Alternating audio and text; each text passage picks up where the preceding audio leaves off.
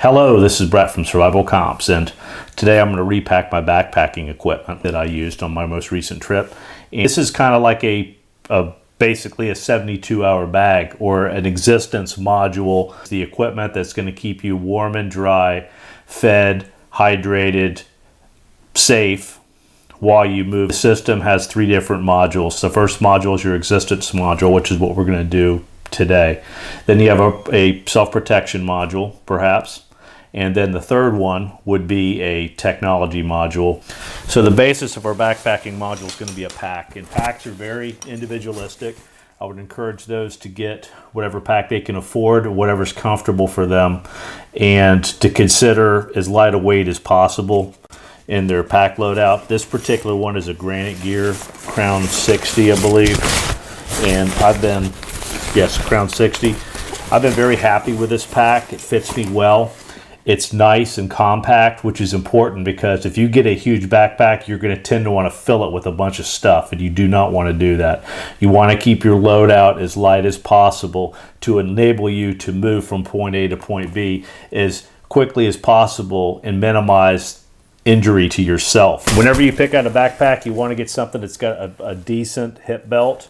A lot of these tactical bags and stuff that people consider to be practical are really awful for that because they don't really carry a load well. They're great for carrying on an airplane or carrying in a car or back and forth to your office, but if you actually put it on your back and carry it for a backpacking trip or something like that, you'll probably find that they're not going to work out that well for you. I would encourage you to pick the pack that works best for you, and don't sell yourself on the advice from someone on the internet saying, oh, this is the ultimate bag or whatever. You have to find what works for you, and the only way you're going to do that is by trying a variety of different options and actually taking them out on the trail. This pack, going over it again, weighs about 2.2 pounds, and that's as configured here.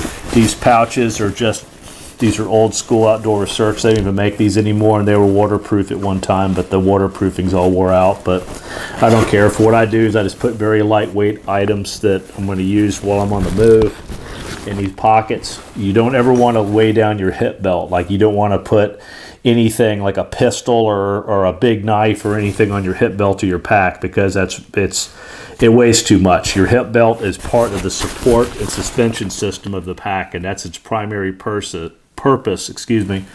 going forward here, we have mesh type pockets here on the side. We have one here and one on the opposite side. It does have an internal frame, but the internal frame is nothing more than a frame sheet. This pack can carry about 35 pounds comfortably. Anything over that, you could probably push it to 40, but that's going to be pushing itself into an uncomfortable range. The pack itself is constructed of Cordura. It does have a pass-through for a hydration system. I'm a big fan of hydration bladders. I don't like to stop and pull out a water bottle and drink from it. I would rather drink out of a hydration bladder so I could actually move while I'm hydrating myself. The secret to covering distances is not to stop and take your pack off. I'm going to make our load as weather resistant as possible. No, I didn't say waterproof, because you're not going to waterproof anything. And anything that you take outdoors, that no matter if you have it in Tupperware or whatever, the minute you open it up, it's going to get moisture inside of it. So never feel like anything that you bring to the outdoors is going to be waterproof. A secret to keeping things dry is not to use them at all, which is kind of ridiculous, because why would we carry items on ourselves that we're not going to use? What I use is just a regular old contractor bag. If I couldn't find the contractor bags, the heavy mill ones, I would just go with a black trash bag, and that's going to be fine. They're extremely durable, and there's a bunch of different purposes. I carry 2 in my particular loadout here, and this one here I just use as a pack liner on the inside. So you take it and stuff it inside your pack, and there's your pack liner right there. Now that we've got our waterproof liner in here, the first thing I put in is what I sleep in, which this right here, and I've showed this before, this is a Wiggy's insulated poncho.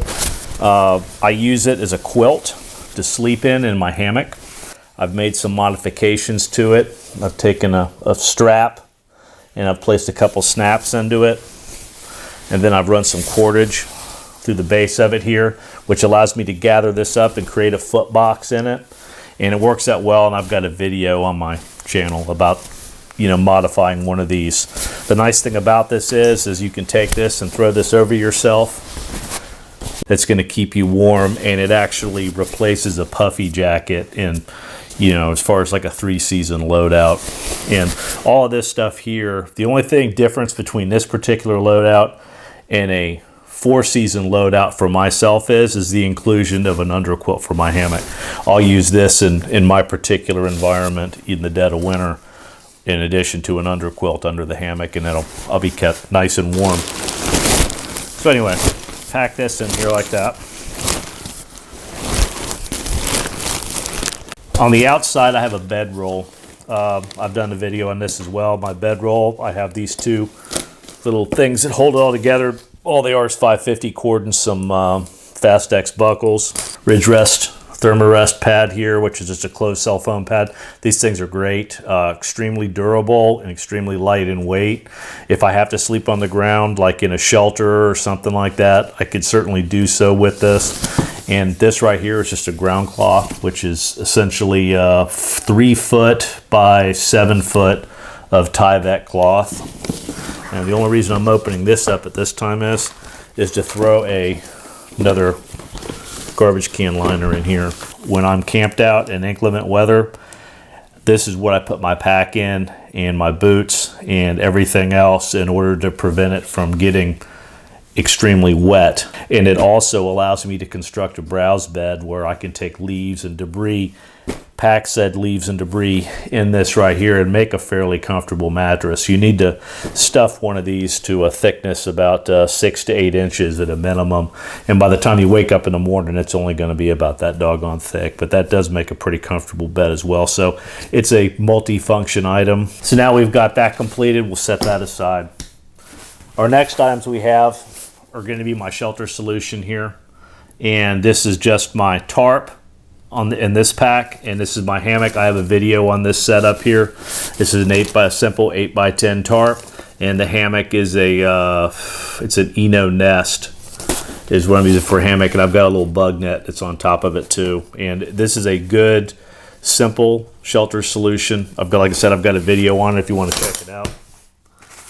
My stake bag here. My stakes I've got packed with this one are titanium stakes. I have a 25 foot 550 cord ridge line, and these are my stakes. And I make these little winders for the dummy cord out of old hotel room key cards, and I use fishing swivels on the other end of it here. So when I go to set up my camp, I've got everything wound up on here, and it's very easy to deploy. Moving right along to my hiking poles. These hiking poles here I've carried for a considerable length of time. Are these necessary in all situations? I think for backpacking they're useful. For a bug out type of thing, I wouldn't necessarily think they're super useful. I just keep some bank line wrapped around the outside, and I keep some duct tape on there. And I've got compasses at either end of these, and these are the photographic ones that actually the top of them screws off here, and you can put a camera inside of it. And I also use them to support my hammock when I want to open it up for ventilation with the tarp, and that makes it much more comfortable in my opinion. Camp shoes are real important. I just use some Crocs here. At the end of the day, you want to get out of your boots, and having a set of camp shoes is extremely important. And these with the pair of just winter socks, they're actually really warm too. So also if you're especially hiking and you have the opportunity to bathe, and it's like a public shower or something like that, you don't ever want to do that without having some kind of shower footwear, and that's where these come in. So even in a hostel or something like that, I'll take a shower wearing footwear. So that's something very important to have as well. Talk about rain gear. This is an Equinox silk nylon poncho. It's pretty small. I can incorporate this with my poncho liner and make increase the temperature range of that setup a little bit with using this, and it also is you can use it as a tarp if you chose to. So it's a very multifunctional piece of gear, and this thing's pretty doggone light, and it's a green in color, as you can see here, and I'll just keep it in this little mesh stuff sack. Now, a poncho is good on the move, but in camp, a rain jacket is much better. This is just one of those frog togs, and this is also my wind shell. These are not very durable, so you don't want to hike in them. They're great for around camp, but when you hike in them, what happens is you'll end up wearing holes in the material they use. These are, they're not too expensive. I've already destroyed the pants. The pants got ruined in one trip, but the jacket's actually held up. And this is, like I said, this is really nice when you're in camp. Let's talk about water. I said before, I'm a big fan of hydration bladders. I like the Geiger egg bladders. I don't use the like infusion pump type of arrangement with it because I just think that weighs extra. I have the same type of couplers for my filter system and everything. So I can take and tie this into my filter and use the filter system as an inline filter if I needed to.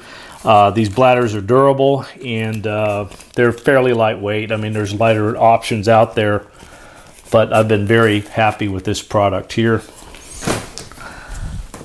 This is that Hydra Pack. I like this thing. Again, it's not the lightest thing out there, but this is nice because you can lay it on a table. It fills from a rather large opening up here. I can take and hook my filter right into this. I've got a video on this as well. You can pull this plug out here, and my filter plugs right into it.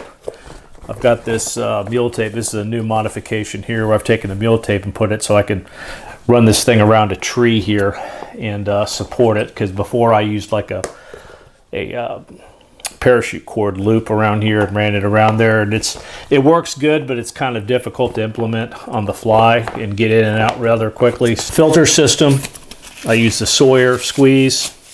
Did a video on cleaning it the other day. I do carry the syringe. I think the syringe does a better job than a bottle at back flushing it. My hose setup, I use this as a gravity feed, and the hose is in here. I have the filter itself, and I store it so it'll be completely dry, so I keep it in a mesh sack. Then I have the cap for it. It's extremely important to have the cap on it because this right here protects that clean end of the filter, so you can have the hose and stuff's dirty water and you're not cross-contaminating your filter. Then I've got one of these little C-Knock 100-ounce bags here that also, like the Geiger rig, has a good large opening on it, and I can use this with the filter by just screwing the filter on the end of it here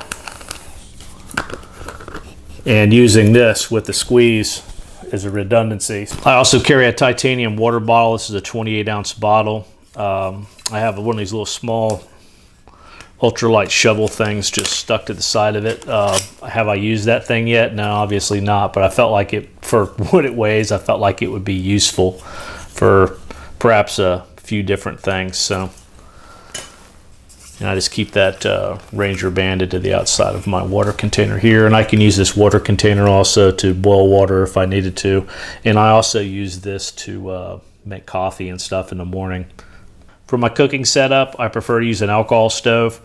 Pressurized gas stoves are great, but they're noisy. And then the cylinders themselves, you end up having to, from a backpacking perspective, carry that out with you, even when it's depleted. So that's something that never really disappears, whereas your food and everything else kind of over the course of the day actually diminishes your weight, and that cylinder is still there. Although the gas is dissipating, the weight of the cylinder itself is a constant. So, and what's nice about the alcohol is I actually know how much fuel I have left by looking at this bottle. This holds about 10 ounces. These are the bottles that Tandy uses for leather dye. They're square. Like I said, they hold about 10 ounces. They have a little small tip on it that you can pop out to fill it back up. But when you go to dispense fuel, it's easy just to turn this upside down and squirt fuel into your stove, so you can control the flow of fuel into your alcohol stove. Cook set, I've just got a little homemade stuff sack here, and this is one of those little toques titanium pots, and what's nice about it is it does have a hanging handle on it, and it also has handles on the side, which makes it nice. Inside I have a cravat, have a scraper so I can scrape the inside of my pot if I'm cooking something inside the pot itself. I have a windscreen I made out of Arnold Palmer iced tea can. And here's my alcohol stove, which is the, let's see, Evernew Titanium. And these are really nice. I've used homemade alcohol stoves for years, the cat stove and the like, and they're all fine. If you choose to use a homemade stove, that's awesome.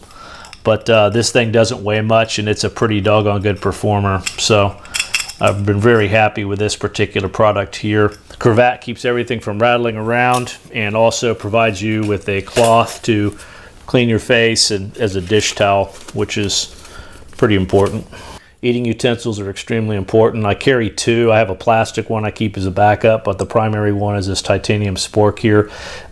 It's somewhat of a fork. It's a spoon, and you can spread peanut butter and stuff with the opposite side of the handle if you chose to. So very important piece of equipment to have. One of the pockets on my hip belt, I keep this personal protective stuff in right here, which is just a bug head net here and a pair of leather work gloves. These are great for around camp when you're cutting wood or when you're working with the fire, when you're cooking and your pots are hot and stuff like that. You don't have to worry about burning the crap out of your hands when you have something like this. I do carry a saw with me, and it's a Bugout Laplander. The silky saws are great too, so there's no need to debate that. I do have a silky saw as well, but I still have my Bugout Laplander, and I don't see any reason to replace it. It's nice and light in weight.